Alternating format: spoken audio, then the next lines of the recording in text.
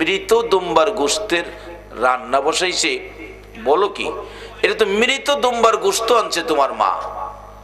মেয়েটা দুইটা চোখের পানি ছেড়ে দিছে, বাবা মৃত হইলেও আমরা খাইতে পারবো, আমরা আওলাদে রাসূল, আমরা রাসূলের বংশের লোক।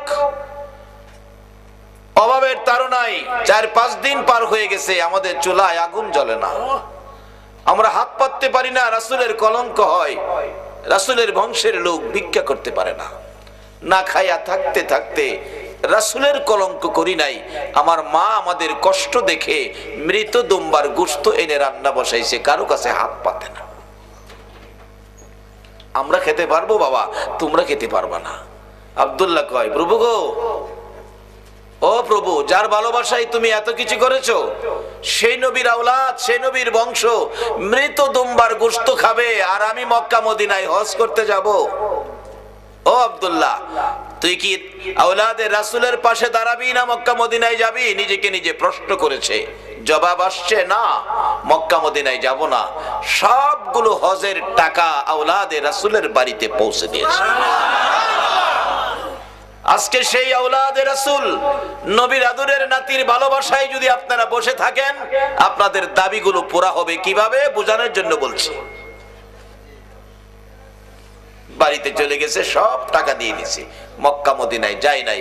যেদিন হাজিরা রওনা হবেন ইরাক থেকে, হাজিরা বলছে আব্দুল্লাহকে খবর দাও। আব্দুল্লাহ আসছে, হ্যাঁ আমি যাব না, আপনারা যান, আমার টাকা খরচ হয়ে গেছে।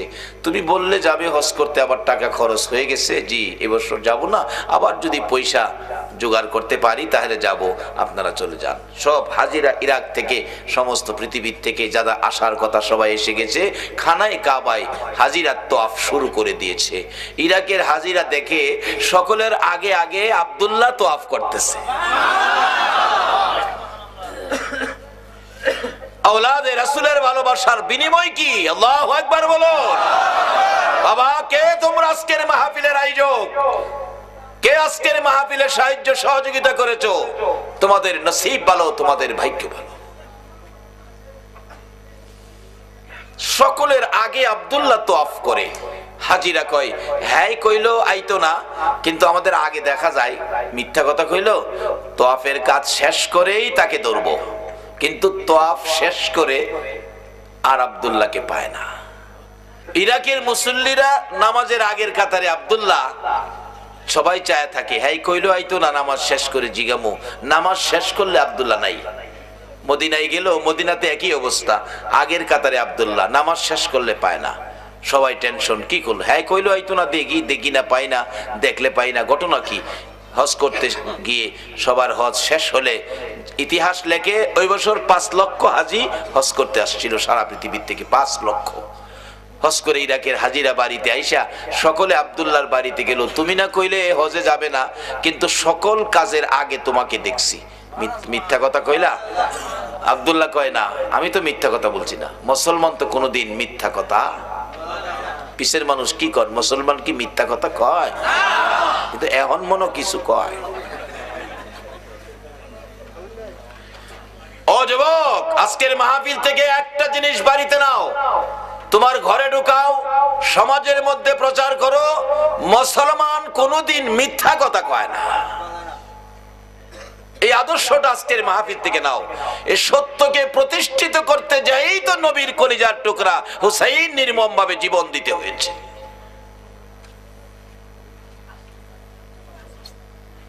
সত্য উদ্ধার হয়েছে পৃথিবীতে হুসাইনের রক্তের বিনিময়। আজকে সেই সত্যকে যদি গোপন করো, হুসাইনের রক্তের সাথে বেঈমানি করা হবে মুসলমান।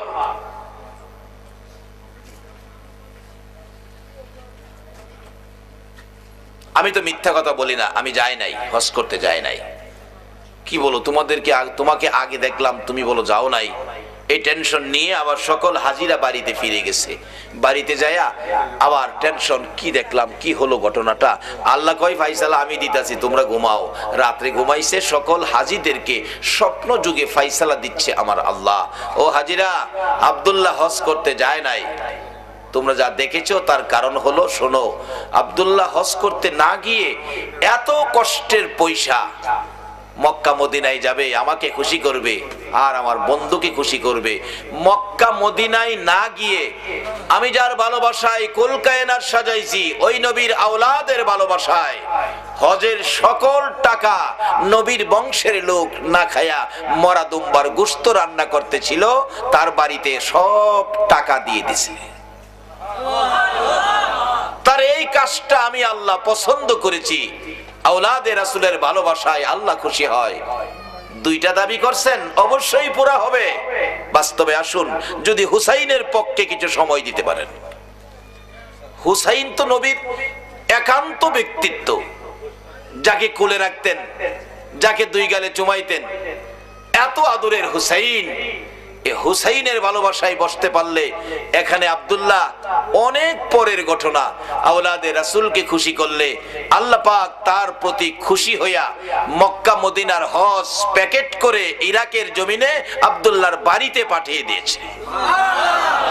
আমার আল্লাহ সকল হাজীদেরকে বলে দিলেন, তোমরা 5 লক্ষ হাজী হজ করতে এসেছিলে, কারো হজ এই বছর আমি কবুল করি নাই, কিন্তু আসে নাই মক্কা মদিনায় আব্দুল্লাহ, তার হজটা শুধু আমি কবুল করেছি। ইরাকে থাইকা যদি হজ কবুল করাইতে পারে আওলাদে রাসূলের ভালোবাসা দিয়ে, আজকে হুসাইনের ভালোবাসায় দুইটা দাবি কি আমাদের আদায় হবে না? আল্লাহ বলে দিলেন, হাজিরা তোমাদের কারো হজ আমি কবুল করি নাই, একজনের হজ কবুল হয়েছে, আব্দুল্লাহ, অথচ মক্কা মদিনায় আসে নাই, ইরাক থেকে হজটা কবুল করেছি আমি আল্লাহ। শুধু আব্দুল্লাহর হজটাই শুধু কবুল, আর কারো হজ কবুল হয় নাই। আব্দুল্লাহর হজের উসিলাতে তোমাদের হজটা আমি আল্লাহ কবুল করেছি। কাজটা কি ছিল? রাসূলের বংশকে ভালোবাসা, আওলাদে রাসূলকে ভালোবাসায় ইরাক থেকে, ইরাকের ইসলামের বহু ঘটনা ইরাক থেকে সোনার মদিনায় নবীজি রওজার পাশে গিয়ে ডাকতেছে, ইয়া রাসূলুল্লাহ, আমি ইরাক থেকে আসছি আপনার ভালোবাসায়, আমি আপনার সাথে একটু দেখা করব, হাত মুসাফা করব, নবী গো আমি একটু সাক্ষাৎ করব, আমার মনে প্রাণে চাইতেছে, কিন্তু চাইলে তো হয় না। অবশেষে আহমদ রাফাইর জীবনী লেখে উনি চারদিক রওজা পাকের চারদিক ঘুরতেছে আর ডাকতেছে, ইয়া রাসূলুল্লাহ, আপনি হুসাইনকে ভালোবাসতেন, আমি হুসাইন হব, আপনাকে নানা ডাকবো, দেখি হুসাইনের ভালোবাসাই নি আমার সাথে দেখা দেন। এইভাবে ডাকতেছে, নানা নানা আমি হুসাইন, নানা গো আমি হুসাইন। হুসাইনকে বলে গেছেন, নানা ও নানা আমি দেখা করব, আমার সাক্ষাৎ দিতে হবে, আমি হুসাইন। হুসাইনের অভিনয় করে আহমদ রেফাই নানা নানা বলে ডাকতে থাকলে 25,000 হাজী সাহেবের সামনে রওজা পাকের মাঝখান দিয়ে এই পর্যন্ত হাত মোবারক বাহির করে দিয়েছে। আহমদ রেফাই হুসাইনের অভিনয় করলে যদি নবী হাত বাহির করে দেয়, আমরা হুসাইনের ভালোবাসায় আল্লাহর কাছে কিছু চাইলে, নবীর কাছে কিছু চাইলে এই আশা কি পুরা হতে পারে না? রাসূল হাদিস শরীফে বলেছে, লা ইউমিনু আহাদুকুম হাত্তা আকুনা আহাব্বা ইলাই মি ওয়ালিদিহি ওয়া ওয়ালাদিহি ওয়ান নাসি আজমাইন। ভালোবাসা ও ত্রুটি যুক্ত ভালোবাসা নয়। আজকে মুসলমানের সন্তান রোনাল্ডো ভক্তের পরিচয় দিয়েছো, আমার রাসূলের কলিজায় আগুন দিয়েছো। ইহুদি চক্র আমার নবীকে শুধু দুনিয়াতে আঘাত করে নাই, রওজা পাকে শোয়ার পরেও নবীজির দেহ মোবারক সরায়া নেওয়ার জন্য ইহুদি চক্র শয়তানি করেছিল। কিভাবে? মদিনার ঘটনা, নবীজি রওজা পাকে শুইয়াছেন, ইহুদি চক্র তিনজন ইহুদি বলুন কয়জন? তিনজন ইহুদি একবারে সুরতে হুজুর, বড় হুজুর, টুপি দাড়ি পাঞ্জাবি, কোরআন শরীফ তসবিহ নামাজের বিছনা সহ সোনার মদিনায় ঢুকছে। মদিনায় ঢুকে একটা বাড়ি ভাড়া নিছে, নবীজির রওজার কাছাকাছি একটা বাড়ি ভাড়া নিছে। ভাড়া নিয়ে সারাদিন মানুষের দেখায় তারা আল্লাহ ওয়ালা ইবাদত করে, ইবাদত ছাড়া কিছুই করে না। কিন্তু রাত্র হলে ওই বাড়ির ঘরের ভিতর থেকে গর্ত করে করে নবীজির রওজার দিকে আগাইতেছে, নবীজির দেহ মোবারক রওজার থেকে সরাইয়া নিয়ে যাইব। এই ইহুদিরা, তোমরা যার ভক্ত হইছো, আপনারা ফাইসালা দিবেন, একটা মুসলমানের সন্তান কি ওই ইহুদির ভক্ত রোনাল্ডোর ভক্তের পরিচয় দেওয়া উচিত হবে? মাটি কুটতে কুটতে কুটতে কুটতে সারা রাত ঘুমায় না, মাটি কুড়ে মাটি কাছে বিছে রাখে না, অনেক দূরে নিয়ে পাহাড়ের নিচে ফেলায় দেয়, অনেক দূরে, কেউ যাতে বুঝতে না পারে। অনেক দিন মাটি করার পর নবীজির রওজা পাকের কাছাকাছি চলে গেছে। আর যদি একটা দিন করতে পারে নবীজির পাও মোবারক বাহির করে ফেলবে। তখনকার সময়ের বাদশাহ জঙ্গি নুরুদ্দিন, ওই এলাকার শাসনের ভার তার হাতে ছিল। নবীজি স্বপ্ন যুগে এই তিনজন লোককে দেখাইয়া বলতেছে, ও বাদশাহ জঙ্গি নুরুদ্দিন, এই তিনটা লোক ইহুদি, তারা এইভাবে মাটির নিচ দিয়ে চক্রান্ত করে গর্ত করে আসতেছে আমাকে সরাইয়া নেওয়ার জন্য, তুমি তাদেরকে প্রতিহত করো। স্বপ্নে দেখছেন, উঠে বসে গেলেন, কি দেখলাম, আবার শুয়ে গেছে, ঘুমিয়ে গেছে। নবীজি আবার ডাক দিলেন, কারণ কালকে সারাদিন সারা রাত মাটি করলে আমারে বের করে ফেলবে। জঙ্গি নুরুদ্দিন, ঘুমিয়ে গেছো, আমি ডাকলাম শুনলা না? এই তিনটা শয়তান, তিনটা দুশ্মন আমাকে সরিয়ে নেওয়ার জন্য মাটির নিচ দিয়ে গর্ত করে আসতেছে, তুমি তাদেরকে থামাও। নুরুদ্দিন উঠে বসে কিছুক্ষণ চিন্তা করলেন, রাত্র গভীর, কি দেখলাম, আবার শুয়ে গেছে। তিনবারের মাথায় রাসূল একটু কষ্ট মনে বলছে, নুরুদ্দিন আমার কথাটা শুনলা না? তুমি আর শুইতে পারবা না, বিছানায় পিঠ লাগাইতে পারবা না, তুমি মদিনায় যাও। বাদশাহ জঙ্গি নুরুদ্দিন রাত্র গভীর, পাগলা ঘন্টা বাজাইছে, তার সৈন্যরা দৌড়াই আসছে। কি ব্যাপার বাদশাহ, রাত্রে পাগলা ঘন্টা কেন বাজালেন? দুইটা চোখের পানি গাল বেয়ে বেয়ে ছেড়ে দিছে। জঙ্গি নুরুদ্দিনের সৈন্যরা, রাসূল আমাকে ডাক দিয়েছে। রে বাবারা, ভাইরা, আজকে যারা এই মাহফিলে বসে আছো, কোন দিন জানি আমার নবী তোমাদের সাথেও স্বপ্নের দেখা দিয়া দেয়। বাবারা, আসুন আমরা জঙ্গি নুরুদ্দিনের কাছে যাই। জঙ্গি নুরুদ্দিন চোখের পানি ছেড়ে বলে, চলো চলো তোমরা মদিনায় যেতে হবে, রাসূল আমাকে ডাক দিয়েছে। ঘটনাটা কি সেটা বলে নাই। সমস্ত সৈন্য লইয়া, অনেক মাল সামান খাদ্য লইয়া রওনা হয়ে গেলেন মদিনায়। প্রথমত সকালবেলা মদিনায় যাইয়া মদিনার শহর আগে ঘেরাও করেছে। ঘেরাও, একটা মানুষ যাতে মদিনার বাইরে যাইতে না পারে। বলুন, রাসূলকে নিয়ে যাবে, এটা কি সম্ভব? রাসূলের পক্ষে আছে কে? বলুন, রাসূলের পক্ষে আছে কে?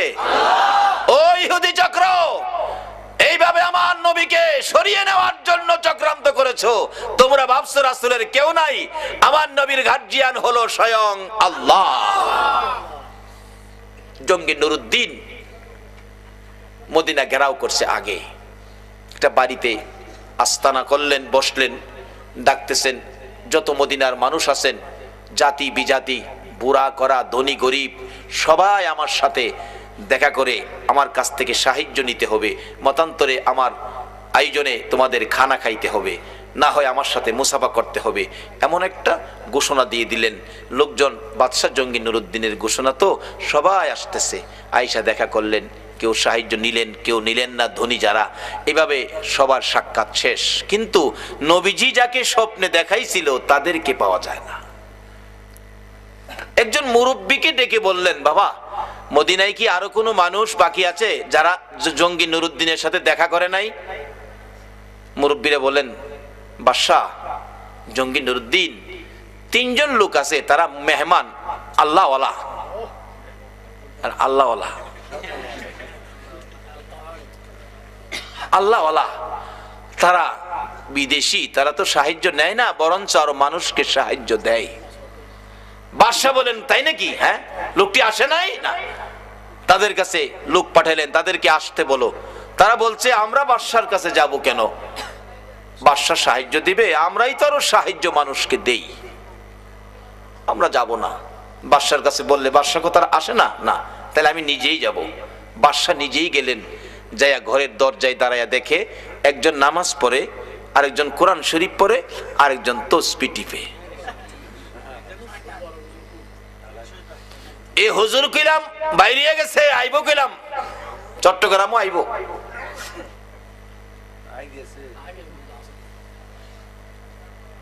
বিস্তারিত আর কইলাম না, আইব। তাদের কাছ থেকে ঈমান বাঁচাইতে হলে একটাই পক্ষ, নবী মুহাম্মদুর রাসূল। নবীর ভালোবাসার প্যাকেটে ঢুকে যান।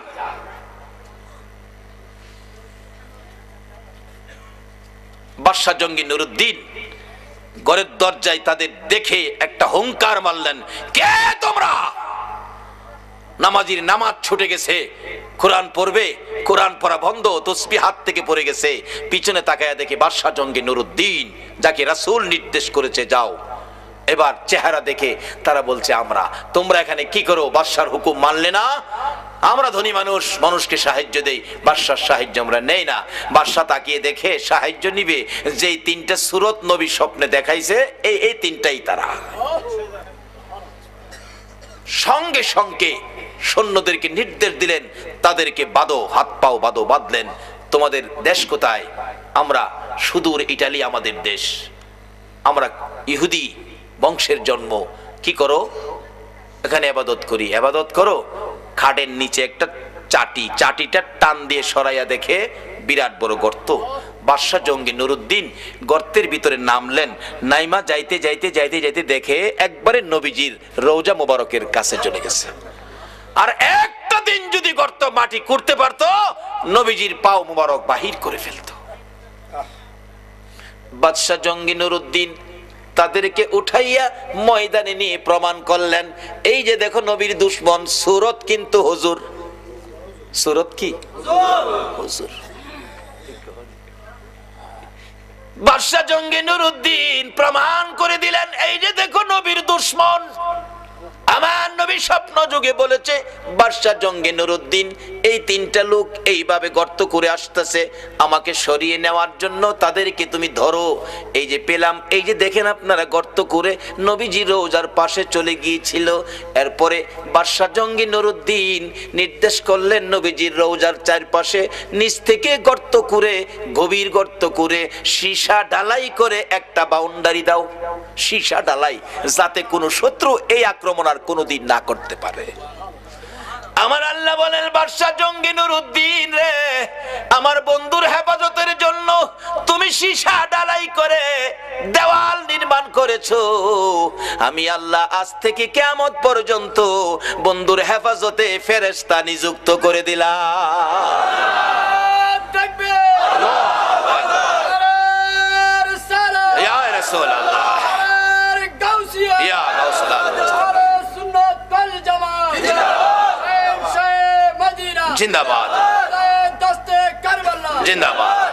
বাবারা ভাইয়েরা, মদিনার পরিবেশ, মক্কা যদিও আমাদেরই কেবলা, কিন্তু যায়া দেখেন মক্কায় ফেরেশতা নিযুক্ত করে নাই, মদিনায় ফেরেশতা নিযুক্ত হওয়াতে যারা হজ করতে গিয়েছেন, যারা মদিনায় চাকরি করতেছেন, আমি আপনাদের কাছে আবদার রাখবো, মদিনার পরিবেশ আর মক্কার পরিবেশ এক না কিছু ব্যবধান আছে? মদিনার পরিবেশ এত শান্ত, আল্লাহু আকবার বলো, কিন্তু মদিনায় শান্ত পরিবেশ, মক্কায় হাউকাউ। কোন কোন এলাকায় আছে ঢাকা গুলিস্তানের মতো দোকানদারিরা দোকানদারি করে, 500 টাকা দাম চাই, 50 টাকা হলে বিক্রি করে। মদিনায় বিক্রি 45 টাকা দামের একটা পাঞ্জাবি, 45 টাকা। আমি বারবার বলছি, ওয়াহেদ কালাম আখের কালাম, মানে একটা শেষ কথা কও। এ ডাকতেছে, ইয়া হাজি ওয়াহেদ কালাম আখের কালাম, কোনো কথা নাই, এক কথা, কোনো কথা নাই। আর মক্কায় দেখি 500 টাকা দাম চাই, 50 টাকা বিক্রি করে না। আচ্ছা, যে বেচারা এই জিনিসের আইডিয়া নাই, হ্যাঁ তো 500 কইলে মিনিমাম 300 কইব, তাহলে হ্যাঁ ঠগাইলো না? কিন্তু এই ঠগানের সুযোগ সোনার মদিনায় নাই।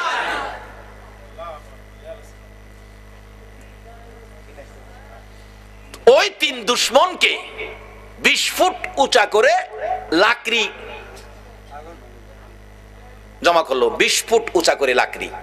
লাকড়ির উপরে 3 নবীর দুশমনকে হাত পাও বাইদা উপরে রাখছে, নিচে দিয়া আগুন ধরাইছে। মদিনার হাজার হাজার মানুষ দেখছে নবীর দুশমনদেরকে এইভাবে আগুনে পুড়িয়ে ছাই ছাই করে দেওয়া হয়েছে। আমার আল্লাহ কয় তোমাদের আগুনের পোড়া শেষ হয়েছে, আমার আগুনের পোড়া শেষ হয় নাই। আজকে সেই ইহুদি চক্র, রোনাল্ডোর আকৃতি তোমরা মুসলমানের সন্তান চুল রাখতে পারো না। আল্লাহ আমাদেরকে নবীর আশেক পাগল হওয়ার তৌফিক দেখ, সকলে বলুন আমিন। বলতেছিলাম কেন পাগল হবেন না? আমার নবী 3 দিন পর্যন্ত ওই সিজদায় পড়ে কান্দে। কথাটা খেয়াল আছে নি? মদিনার ছেলেরা সকালবেলা তালাশ করে রাসূল পাওয়া যায় না, মহিলারা পর্যন্ত তালাশ করে পাওয়া যায় না, মার কোলে শিশুরা পর্যন্ত মার স্তনে মুখ লাগায় না, বেড়া বকরি দুম্বাগুলো রাসূলের খবরে ঘাস পানিতে মুখ দেয় না। যুবকেরা খেলাধুলা বন্ধ করে দিয়েছে। বাবা যুবকেরা গো, কারা আজকে সেই মাহফিলে বসে আছে গো বাবা? হাসাইন আর হুসাইন 2 ভাই জান্নাতি যুবকদের সর্দার হবে গো। ওই হাসাইন হুসাইনের ভালোবাসায় যদি বসে থাকো, আমার আল্লাহ হাসরের ময়দানে হাসাইন আর হুসাইনের নেতৃত্বে তোমাদেরকে জান্নাতি বানাইয়া দিবে। আমার নবী কাঁদতেছে। 2 দিন পার হয়ে যায়, 2 রাত পার হয়ে যায়, 3 দিন যেদিন পার হয়ে যাবে, মদিনায় কারো চুলায় আগুন জ্বলে না, কারো পেটে খাবার যায় না, মার কুলের শিশুরা পর্যন্ত মার স্তনে মুখ লাগায় না। দুধ খাওয়াইতে চাইলে মা বাচ্চারা চোখের পানি ছেড়ে বুঝায়, মা গো দুধ খাবো না গো মা, বলো আগে আমার রাসূলের খবর কি। যুবকগুলো মার পায়ে সালাম করে বিদায় নেয়, মা বিদায় দাও গো, না জানি কোন মুনাফিকের আমার নবীকে ধরে নিয়ে গেছে। মা জীবনের বিনিময় হইলেও গো আমরা রাসূলকে উদ্ধার করে নিয়ে আসবো।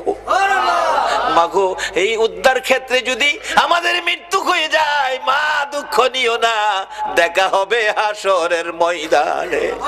যুবকেরা বেরিয়ে গেছে, নবীর আশেক পাগলেরা বেরিয়ে গেছে, মহিলারা পর্যন্ত বাড়ি বাড়ি একজন আরেকজন মহিলার কাছে খবর জানতে চাইতেছে। 3টা দিন যে দিন পার হয়ে যাবে, আবু বকর উমরের জীবনী লেখে মদিনার শেষ প্রান্তে পাহাড়ের পর পাহাড় পার হইয়া যাইয়া দেখে এক জাক রাখাল বসে বসে টেনশন করতেছেন। রাখালেরা রে, তোমরা কিসের টেনশন করো রে রাখালেরা? তোমরা কোত্থেকে আসছো?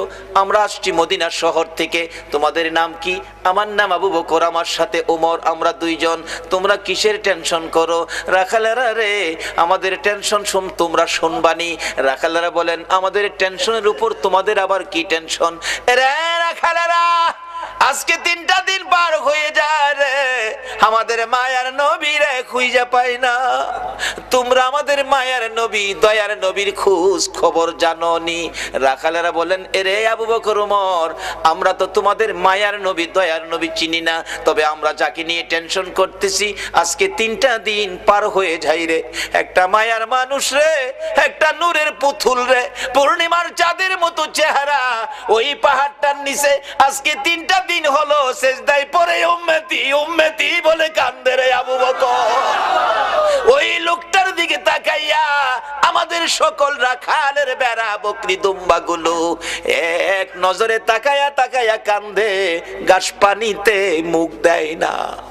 আমরা টেনশনে আছি, এই বেড়া বকরি দুম্বা 3 দিন পার হয়ে গেল, না খায়া কত থাকবে, এখান থেকে নি সরিয়ে নেওয়া যায়। আমরা আঘাত করেছিলাম বেড়া বকরি দুম্বাগুলো সরিয়ে নেওয়ার জন্য। এরে আবু বকর ওমর, এত মার মারছি রে, কোন বেড়া বকরি দুম্বার চামড়া ফাইটা গেছে রে, তারা মার খাইতে রাজি রে, এই লোকটার কাছ থেকে যাইতে রাজি না।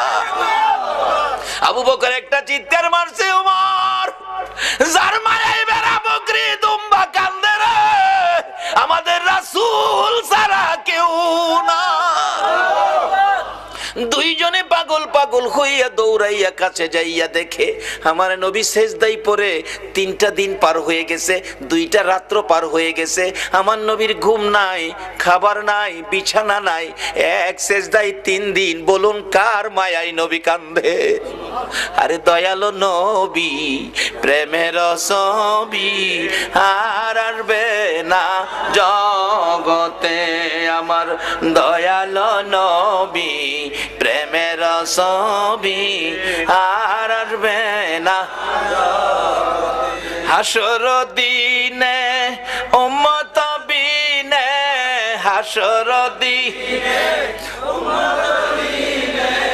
যাবে না নবীজি বেহেশতে দয়ালু নবী প্রেমের ছবি তে আমার দয়ালু নবী প্রেমের ছবি আর আসবে না আমার নবী। 3টে দিন পার হয়ে যায় আপনার আমার ব্যথায় নবী কান্দে। আবু বকর পাশে দাঁড়িয়ে ডাকতেছে, ইয়া রাসূলুল্লাহ 3টা দিন পার হয়ে গেল গো, আমি আবু বকরকে বুইলা কেমনে রইলেন? আপনি মক্কা থেকে হিজরত করে মদিনায় যাবেন 6 মাস আগে আমার কানে খবর দিয়েছিলেন। আজকে 3টা দিন পার হলো, শহর থেকে বেরিয়ে মদিনার পাহাড়ে চলে যাবেন, একটু খবর আমারে দিলেন না। হুজুর বুঝেছি উম্মতের ব্যথা লইয়া বুঝি কান্দেন। নবী গো আর কানতে হবে না, আমি আবু বকরের তামাম জিন্দেগির নেকি আপনার উম্মতের জন্য দান করে দিলাম। আমার নবী আবু বকরের কথায় মাথা উঠাবে না, আমার আল্লাহ যদি ফায়সালা না দেয় নবী শুনবে না। ওমর ডাকলেন, আমি সব নেকি দান করে দিলাম। মাথা উঠায় না, দুইজন একজনের দিকে আরেকজন তাকায়, রে আবু বকর। আবু বকর ডাকে ওমর, কেমনে রে নবীরে মদিনায় নেওয়া যাবে?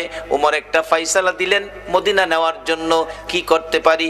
আসো আমরা মদিনার থেকে অনেক সাহাবী মিলে আসি নবীর দরবারে। শত শত সাহাবীরা ডাক দিলে নবী মাথা উঠাবে, সাহাবীদের জন্য নবীর অনেক মায়া আছে। এবার ডাকতেছে ওমর, রে আবু বকর তুমি ডাক দিলা, আমি ডাক দিলাম, মাথা যখন উঠায় না রে, সাহাবীরা ডাকলে নবী মাথা উঠাবে না।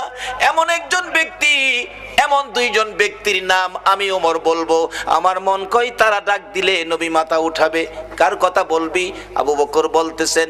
ওমর বলে, এরে আবু বকর, আমি একদিন দেখেছি মসজিদে নববীর বারিন্দায় নবীজি বসে আছে। কোত্থেকে জানি 2 ভাই হাসাইন আর হুসাইন দৌড়ায় এসে নবীজির গলায় ধরে ডাকতেছে, নানা গো, নানা, নানা গো, মদিনার ছেলেরা ঘোড়া দৌড়াই গো নানা, আমরা 2 ভাইয়ের মন চাই ঘোড়ার উপরে উঠতে, আমরা একটা ঘোড়া কিনা দিবেননি? আমরা 2 ভাইকে ঘোড়া দৌড়াইবার সুযোগ করে দিবেননি? আমার নবী বলেন, তোমাদের বাবার কাছে মার কাছে যাও, টাকা দিলে ঘোড়া কিনা দিব। দুইজন জবাব দেয়, বাবা কোত্থেকে দিবে গো নানা? বাবার কাছে বলেছিলাম, একটা টাকাও নাই। মার কাছে গিয়েছিলাম, মা বলেন চুলায় আগুন জ্বলে না। নানা তুমি দিবানি একটা ঘোড়া কিনা, আমরা 2 ভাইয়ের ঘোড়া দৌড়ানির স্বাদ মিঠাইয়া দিবানি। আবু বকর ডাকতেছেন, ওমর তুমি কি দেখেছো? ওমর বলেন, আমি মসজিদে নববীর বারিন্দার পাশে দাঁড়িয়েছিলাম, আমি দেখি আমার নবী নাতিদয়কে খুশি করার জন্য বারিন্দায় হামাগুড়ি দিলে ঘোড়ার মতো হইলে 2 ভাই নবীজির পিঠ মুবারকে চড়ে বসছে। আমার নবী ঘোড়ার মতো অভিনয় করে এদিকে যায় ওদিকে যায়, আবার ডাকতেছে, হাসাইন হুসাইন বলো তোমাদের ঘোড়া দৌড়াইবার স্বাদ মিটছিনি? আবু বকর আমি ওমর দেখেছি, মুস্কি মুস্কি হাসতেছিলাম এই ঘটনা দেখে। আমার নবী প্রশ্ন করে, এরে ওমর হাসতেছো কেন? হুজুর হাসি কি ভাগ্য, হাসাইন হুসাইন কত দামি ঘোড়ার উপর সওয়ার হয়েছে। আমার নবী চোখের পানি ছেড়ে দিলেন, এরে ওমর শুধু দামি ঘোড়াটাই দেখলা তুমি, যারা ঘোড়ার পৃষ্ঠে বসেছে তারা কত দামি তুমি দেখলা না? আমার নবী এত আদর করতেন হাসাইন আর হুসাইনকে। এমনি সময় উমর ফারুক ডাকতেছে, আমি দেখেছি নবী 2 নাতির 2 গালে চুমাইতেছে। খুশি হইছনি নাতি? তোমরা 2 জন ঘোড়া দৌড়ানোর স্বাদ মিটছেনি? ও আবু বকর আমার মন কয় এই 2 নাতি হাসাইন হুসাইন যদি নানা নানা কইয়া ডাকে রে, আমার নবী সব ভুলে যাবে। না না না ডাকে জবাব দিয়ে মাথা উঠাবেন। মদিনায় চলে গেলেন, খবর পৌঁছে দিলেন আলীর কাছে, আলী রে পাওয়া গেছে রে নবী রে। নবী উম্মতের মায়ায় কান্দে, মাথা উঠায় না। কার মায়ায় কান্দে? কার মায়ায়? কিন্তু আমরা কি করলাম নবীর জন্য? আমরা কি করলাম? আজকে থেকে একটা আদর্শ বাড়িতে নেন, তাহলে নবীর কান্না সার্থক, আমাদের জীবন ধন্য। দুইজন খুশি করার জন্য নবী এই অভিনয়টুকুন করেছেন। ওমর বলেন, এই দুইজনে ডাকলে শুনবো। হযরত আলী বাড়ির ভিতরে খবর দিলেন, ফাতেমা 3 দিন পর্যন্ত কাঁদছো, আর কাঁদতে হবে না। খবর পাইছো? বাবারে পাওয়া গেছে। হাসাইন হুসাইন না গেলে আসবে না, উম্মতের জন্য নবী কাঁদতেছে। মা ফাতেমা 2টা সন্তান লইয়া গো বাবা আর মাতার পাশে হাজির। ফাতেমা 2টা হাত বাড়াইছে, মাবুদ গো আমার এতিম বাবা আর কত কাঁদবে উম্মতের জন্য। বাবা কাঁদতে হবে না, উম্মতের ব্যথায় 3 দিন পর্যন্ত কাঁদলা গো বাবা। আমি ফাতেমা রে, ও তুমি ভুইলা গেছো গো। সমস্ত পৃথিবীর মানুষ বলতে পারো গো বাবা, আমি ফাতেমারে তো ভুলার কথা না গো বাবা। বাবা গো উম্মতের মায়াই বুঝি ফাতেমার কথাও ভুলে গেছো বাবা, আর কাঁদতে হবে না। আমি ফাতেমা কথা দিলাম আপনার উম্মতের জন্য, আমি ফাতেমার তামাম জিন্দেগীর নেকি আমি দান করে দিলাম। রে মা বোনেরা, তোমাদের জান্নাতি মহিলাদের সর্দারিনী জীবনের সব নেকি যদি তোমার আমার জন্য দান করে, এই ফাতেমার জীবনী কিনা গড়ে নেওয়া মহিলাদের দরকার আছে কিনা?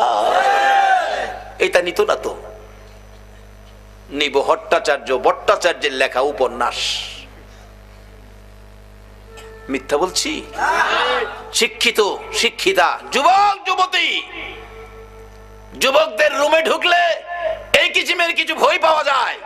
একটা যুবক রুমে আমাকে থাকতে দিল এক মাহফিলে, বালিশের কোনার নিচে দিয়ে একটা বইয়ের কোনা বাহির হয়ে রয়েছে।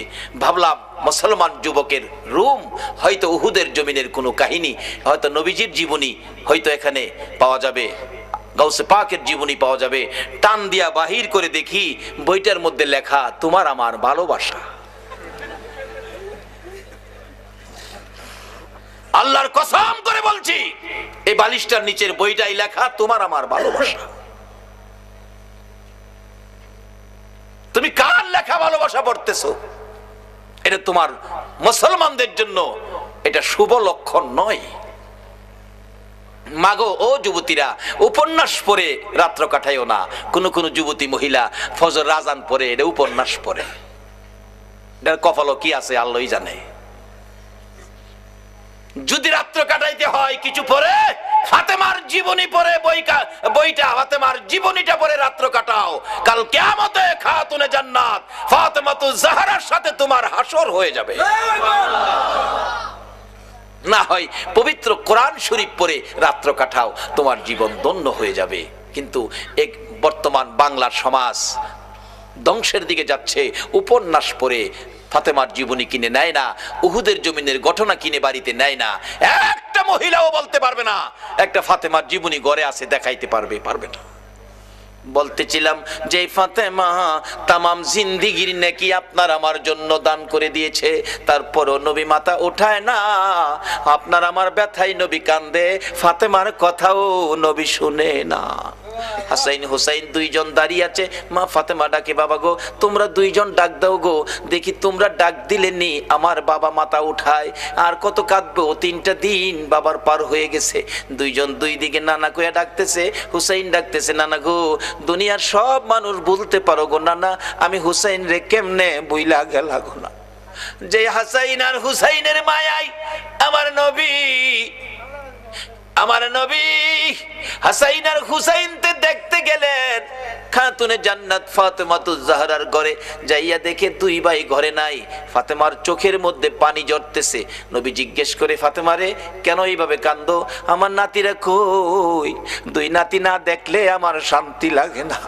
ফাতেমা বলেন, বাবা গো আমি কাঁদতেছি কোন ব্যথায়। ঘরের পিছনে যাইয়া দেখেন গো বাবা, আজকে 3টা দিন পার হয়ে গেল আমি ফাতেমার চুলায় আগুন জ্বলে না।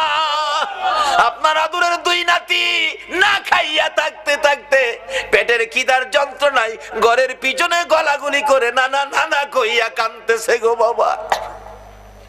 আমার নবী পিছনে যাইয়া দেখে গলাগুলি করে নানা নানা কইয়া কাঁদতেছে। নানা গো পেটের খিদা গো নানা, সহ্য করতে পারি না। আমার নবী বেরিয়ে গেলেন। ঘুরতে ঘুরতে যাইতে যাইতে একটা ইহুদির বাগানে আমার নবী চাকরি নিলেন। কুয়ার থেকে পানি উঠাবেন, গাছের গোড়ায় পানি দিবেন, পানি উঠাবেন, এক বালতি পানি আটটা, এক বালতি পানি তিনটা করে খেজুর, এইভাবে 8 বালতি পানি উঠাইয়া হাসাইন হুসাইনের মায়ায় আমার নবী বাগানে চাকরি পর্যন্ত নিয়েছে। এই ভালোবাসার হাসাইন হুসাইনে কষ্ট পাবে, এই কাজ আপনারা কইরেন না। আমার নবী 8 বালতি পানি উঠাইয়া 9 বালতি পানি বুড়াইয়া টান দিলে রশি ছিঁড়ে বালতি কুয়ার ভিতরে পড়ে গেছে। ইহুদি দৌড়াই আসছে, পানি উঠাও পানি উঠাও। রশি ছিঁড়ে বালতি পড়ে গেছে, কি দিয়ে উঠাবো? ছিঁড়ে গেছে। হ না, তুমি ছিঁড়ে ফেলছো। আমার নবীরে কয়, নবী বলে ছিঁড়ে ফেলছে। আমার নবী বলেন, ইহুদি রে আমি ছিঁড়ি নাই, ছিঁড়ে পড়ে গেছে। এই পর্যায়ে এক কথা দুই কথা রাগ হইয়া নিষ্ঠুর ইহুদি, যেই নবীর চেহারায় জীবনে কোনোদিন মশা মাছি বসে না, আমার নবীর গাল মুবারকে ইহুদি থাপ্পড় লাগাইয়া দিছে। আমার নবী একটা চিৎকার মারছে, ইহুদি রে পেটের খিদা রে, আমার নাতিরা 3 দিন পর্যন্ত খায় না, আমি রাসূলও খাই নাই রে। 3 দিন না খাইয়া গালের গোশত শুকাইয়া গেছে রে ইহুদি, আমার গালে থাপ্পড় দিছস, বল তোর হাতে ব্যথা পাইছস নি? ইহুদি বলেন, কার গায়ে হাত তুললাম গো, আমি মারলাম, আমার জিগায় ব্যথা পাইছিনি। আমার নবী ডাকে, এরে ইহুদি আমার 8 বালতি পানির বিনিময় 24টা খেজুর দিবি? হ দেব, দে। আমার হাসাইন আর হুসাইন কান্দে পেটের খিদাই। 24 খেজুর লইয়া নবী রওনা হলেন, চলে যাবেন নাতিদের খাওয়ানোর জন্য। আমার আল্লাহ কয়, জিবরাইল রে আমার বন্ধুর কানে খবর দে, বন্ধু যেন কুয়ার ভিতর থেকে বালতি উঠাইয়া দিয়ে আসে। জিবরাইল ডাহে, হুজুর যাইতেছেন গা? হ। বালতি উঠাইবো কে? বালতি তো কুয়ার ভিতরে সিরা পড়ছে, কিভাবে উঠাবো? কিছু তো নাই, উঠাবো কি দিয়া? জিবরাইলকে, হুজুর কিছু লাগে না, যেখানে রাহমাতাল লিল আলামিন আছে এখানে কিছুই লাগে না, আপনি কুয়ার ভিতরে হাত দিয়া বালতিরে ডাক দেন। সুবহানাল্লাহ, আসতে কইলেন? পৃথিবীর এমন কোন শক্তি আছে এই মৃত বালতি ডাক দিলে হাতে আইব? কিন্তু আমার নবীর হাতে আইব। আমার নবী ভিতরে হাত দিয়া ডাকতেছে, বালতি বালতি রে আয়, আমি নবীর হাতে আই। আমার নবী ডাক দিতে দেরি, কুয়ার ভিতর থেকে বালতি নবীর হাতে আসতে দেরি হলো না। উঠাইয়া ইহুদির সামনে দিলেন, এই লাও তোমার বালতি দিয়ে গেলাম। বলুন, মৃত বালতি নবী ডাক দিলে এই নবীর হাতে আসবে কিনা? যদি বিশ্বাস করতে কষ্ট হয়, চলুন আমরা একটুখানির জন্য মদিনায় যাই। যাইবেন? যাইবেন মদিনায়? চলুন না ঘুরে আসি। ছেড়ে দে নৌকা মাঝি যাব মদিনায়। বলুন, ছেড়ে দে নৌকা মাঝি যাব মদিনায়। মদিনাতে কান্দে নবী উম্মতের মায়ায়, মদিনাতে কান্দে নবী উম্মতের মায়ায়। ছেড়ে দে নৌকা মাঝি যাব মদিনায়, ছেড়ে দে নৌকা মাঝি যাব মদিনায়। মদিনায় যায় দেখেন, যারা হজ করতে গেছেন, ছোট্ট একটা চিহ্ন আছে, জায়গাটার নাম লেখা আছে উস্তুনে হান্নানা, মৃত খেজুরের গাছ। নবীজি মসজিদের নববীতে মিম্বরের পাশে হেলান দিয়ে খুতবা পড়তেন। যেদিন মিম্বর পাকা হইছে, শুকনা খেজুরের ডাল গাছ উঠায় ফেলাই দিছে, পাকা মিম্বরে দাঁড়াইছে, নবী খুতবা দিবেন।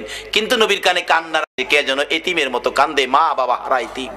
রাসূল বলেন, সাহাবীরা দেখে তো কে কান্দে, আমার কানে কান্দার আওয়াজ আসতেছে।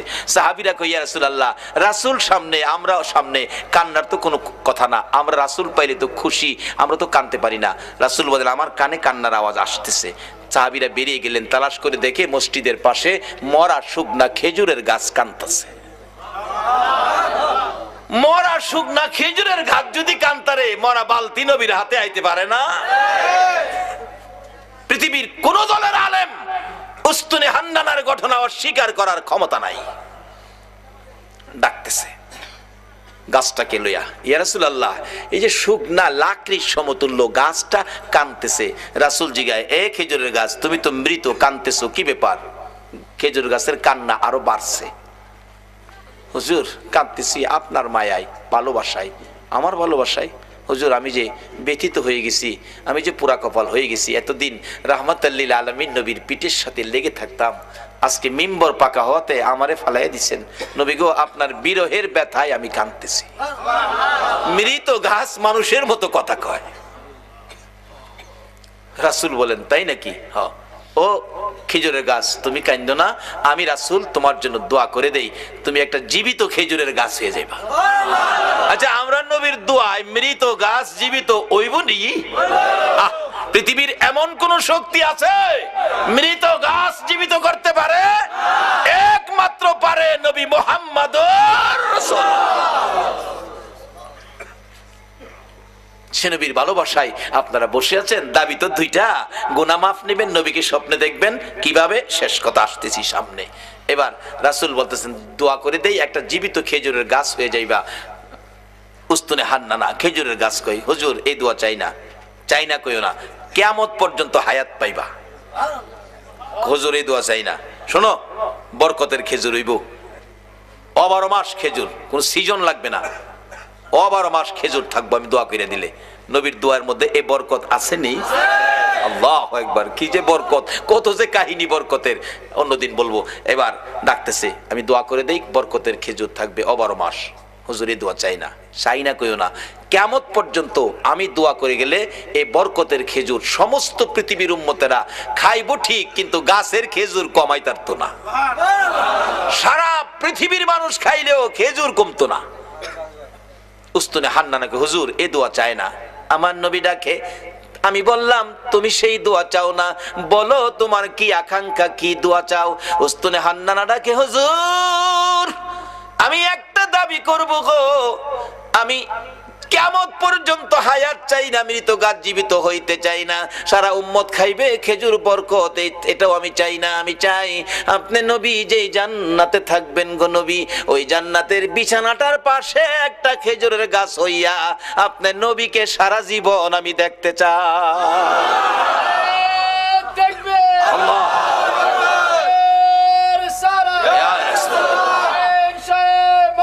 জিন্দাবাদ, জিন্দাবাদ,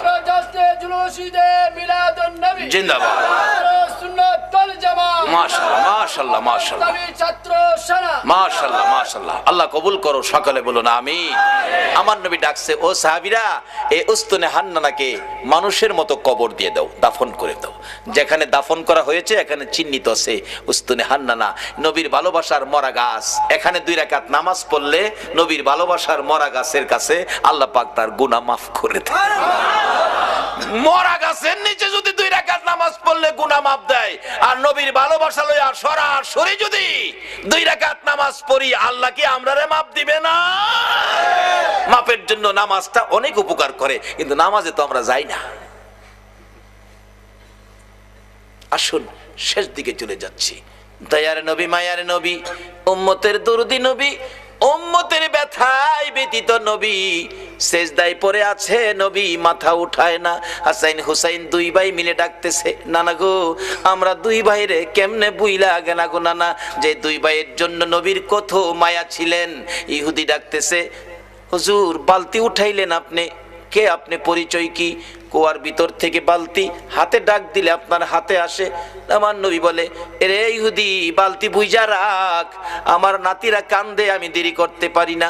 দৌড়ায় বাড়িতে চলে গিয়ে হাসাইনকে এক পাশে, হুসাইনকে আরেক পাশে বসাইয়া আমার নবী 2 জনের মুখে খেজুর তুইলা দিতেছে আর ডাকতেছে, হাসাইন হুসাইন রে দুনিয়াতে কষ্ট করলা, কিছু খাবারের ব্যবস্থা করে দিলাম, হাসরের ময়দানে তোমরা 2 ভাইয়ের প্লেট আগে আসবে রে নাতিরা, তোমরা 2 ভাইয়ের পাশে পাশে সবাই খাবার পাবে, তোমাদের প্লেটের আগে আমার আল্লাহ কাউরে খাবার দিবে না। কষ্ট করো নাতি দয়, কষ্ট করো, আমি রাসূল তো তোমাদের পক্ষে আছি। এই কথা শুনে শান্ত হলেন, খেজুর খাইতেছেন। এদিক দিয়ে ইহুদি ডাকতেছে, কার গায়ে হাত তুললাম? যিনি কুয়ার ভিতরে হাত দিলে মৃত বালতি হাতে আসে, আখিরি নবী ছাড়া কেউ হবে না। ভুল করেছি, অন্যায় করেছি, কার সাথে বেয়াদবি করলাম? নিজের হাত নিজে কূপ দিয়া কাইটা ফেলাইছে। কার সাথে বেয়াদবি করছস? বেহুশ। পতিকেরা যাচ্ছে, কুয়ার থেকে পানি উঠাইয়া মাথায় পানি দিলে জ্ঞান ফিরছে। কি হলো তোমার, হাত কাটা কেন, কে কাটছে? ও পতিকেরা, আমার আখিরি নবীর দরবারে লইয়া যা। যাইয়া ডাক দিলে হাতটা কাটা, হাতে লইয়া গেছে। নবী বেরিয়ে আসছেন, আইসা দেখে ওই ইহুদি। আমরা যদি হইতাম আগে হেরে সাইজ কিরা লাইলাম হইলে। নবীর আদর্শ কত সুন্দর। রে ইহুদি, তোমার হাত কাটা কেন? কেন তোমার এই বিপদ, এত কষ্ট, রক্ত ঝরতেছে? হুজুর, এই হাত রাসূলের সাথে বেয়াদবি করেছে, আমি হাত কেটে ফেলেছি। রাসূল বলেন, কি করলা তুমি? হুজুর বলুন, বেয়াদবির ক্ষমা পামুনি। আমার নবী বলেন, ক্ষমা পাবি রে, একবার যদি কালিমা পড়ে আমার পক্ষে আইসা যা। যত বড় অপরাধী হো, আমার নবী যদি তোমার পক্ষে যায়, আমার আল্লাহ বলছে মাফ করে দিব। এবার ইহুদি বললেন, সুযোগ পাইছি যখন মাপ পামু, হাতটা নি জোড়া লাগাই তারি দেখি।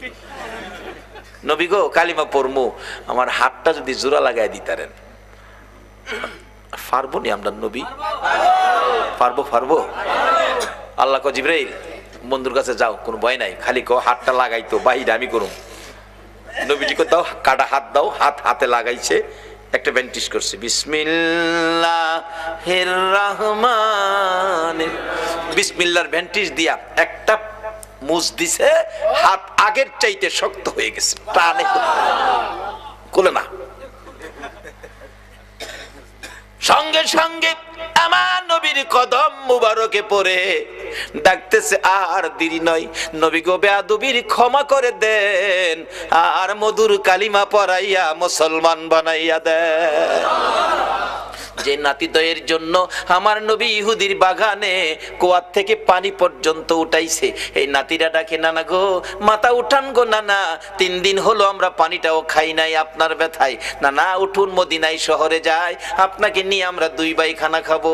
আমার নবী মাথা উঠায় না, 2 জন মাথা উঠাইয়া আমার দিকে তাকাইছে। মা গো, আমার নানা উম্মতের পাগল গো, আমরা 2 ভাইরও শুনে না। যে নবী হাসাইন হুসাইন মা ফাতেমার ডাক শুনে না, আপনার আমার ব্যথাই এই নবীর পক্ষে যাওয়া, বলুন আমাদের দরকার আছে কিনা? কেন নবীর পক্ষে যাবেন না? নবী শুধু নিজেই কষ্ট করে নাই, দেখুন আদরের নাতিদয়কে পর্যন্ত কোন পথে দিয়েছে। এবার খাতুনে জান্নাত ফাতেমাতুজ জাহরা বলেন, হাসাইন হুসাইন রে, আয় তোরা আমার 2 জন কলিজার টুকরা, আমি মায়ের সামনে তোরা দাঁড়া। 2 জন মায়ের সামনে দাঁড়াইয়া মার চেহারার দিকে তাকিয়ে আছে। মা 2টা হাত বাড়াইয়া আমার নবীর দিকে তাকাইয়া ডাকে, মাবুদ, আমার এতিম বাবারে আর কত কান্দাই মা, আমি ফাতেমা সইতে পারি না গো মাবুদ, আর আমি সহ্য করতে পারি না। এতিম বাবা 3 দিন হলো খাবার নাই, ঘুম নাই, গোসল নাই, আরাম নাই, উম্মতের ব্যথায় কান্দে। মাবুদ গো, কত কাঁদবে গো আমার বাবা, আর কাঁদতে দিব না। আমি মা হইয়া 2টা হাত বাড়াইলাম, আমার 2টা সোনার পুতুল, আমার 2টা কলিজার টুকরা হাসাইন আর হুসাইন, আমার বাবার উম্মতের নাজাতের জন্য আমি কুরবানি করে দিলাম। আমার আল্লাহ জিব্রাইলকে পাঠাইলেন, জিব্রাইল রে, যা আমার বন্ধুর কাছে যা, বন্ধুর কানে খবর দে, বন্ধু যেন আর না কান্দে, বন্ধু যেন না কান্দে, বন্ধুর উম্মতের নাজাতের জন্য মায়ের দোয়া কবুল, মায়ের দোয়া কবুল। কার দোয়া কবুল? কার দোয়া কবুল? মায়ের দোয়া কবুল রে জিব্রাইল, বন্ধুর কানে খবর দে, ফাতেমা সন্তান কুরবানি করেছে, মা দোয়া করে কুরবানি দিয়েছে, আমি আল্লাহ কবুল করেছি, বন্ধুরা আর কাঁদতে হবে না। বন্ধু যেন নাতিদেরকে লইয়া মদিনায় ফিরে যায়, নাজাতের ফাইসালা আমি আল্লাহ করেছি। এই ঘটনার পর মায়ের দোয়ায় আপনার আমার নাজাতের জন্যই হাসাইন হুসাইনের এই বিপদ হয়েছিল। আজকে আমাদের জন্য নবীও কষ্ট করে আদরের নাতি দয়কে পর্যন্ত বিলীন করে দিলেন। আমরা কি সে নবীর আদর্শে যাইতে রাজি আছি? যে মার দোয়া কবুল হয়, মার সাথে সম্পর্ক পরিষ্কার করতে রাজি আছি? কই, কেউ তো করলেন না। সন্ধ্যার সময় বাড়িতে যাওয়ার সময় এই মার জন্য কেউ কিছু নিছেন? মা কি খাইলে খুশি হয় কেউ কি চিন্তা করছেন? নিজে খাইয়া নিজের ছেলে মেয়ের লেগে প্যাকেট করে মারেও দেখাইছে না, নিয়া বিবির হাতে দিছে, খাওয়াইলেও। রাসূল বলেছে মা বাবারে সন্তুষ্ট করতে। চারটা কমলা যদি নিতে পারি মা বাবা খাইয়া খুশি হবে রে, কিন্তু টাকা নাই, মাত্র 20 টাকা। চারটা নেওয়া দূরের কথা, দুইটা নিলেও আমার টাকা হয় না, 25 টাকা দরকার। দোকানদার কয় মাল লেগে নিবেন, দেন 5 টাকা কমই দেন, 2টা কমলা নেন। 2টা কমলা লইয়া বাড়িতে যাইয়া বিবির ঘরে গেল না। আল্লাহু আকবার বলো। বিবি বাচ্চা যেই ঘরে থাকে সেই ঘরে গেল না, মা বাবার রুমের দরজায় ছোট্ট করে ডাক দিছে, মা গো মা। বলুন ডাক যত ছোট্টই হয়, সন্তান বাড়িতে না আসা পর্যন্ত একটা মানুষ আছে গো, ঘুমায় না। বলুন এই মানুষটাকে। মার ঘরের দরজায় দাঁড়ায় ছোট্ট করে ডাক দিলেন, মা মা গো, ঘুমিয়ে গেছো গো মা। চট করে মা জবাব দিলেন, বাবা ফারুক আইছো? হ বাবা আইছি। দরজাটা খুলো। খুললেন, মা বেশি খাওয়ান দরকার তোমরা দুইজনকে, পয়সা নাই গো মা, 4টাও আনতে পারি নাই, 2টা কমলা আনছি, তুমি একটা আর আমার বাবা একটা, দুইজনে খাইও গো মা। মা বাবা বলুন খুশি হবে না বেজার হবে?